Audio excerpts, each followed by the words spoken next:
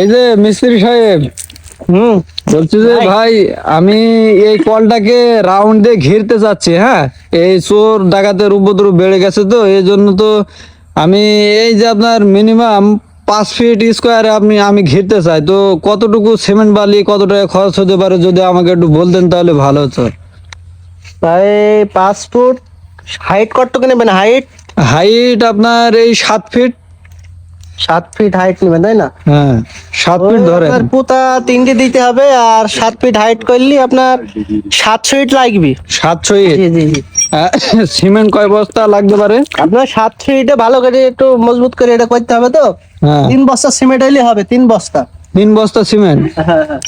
আর আপনার এই 700 ইট 3 বস্তা সিমেন্ট, তাই তো? জি, জি। আর তো আপনার হাফ আমি বালি হইলেই চাচ্ছি হবে। উপরে ছাদ করব, ঠিক আছে? ছাদ করলে জিনিসটা আরো মজবুত হবে। তো রড কিরকম কি লাগতে পারে? রড আপনার হচ্ছে 5টা লাগবে, 10 মিলি রড। 10 মিলি রড, তাই তো? হ্যাঁ, 5টা লাগবে।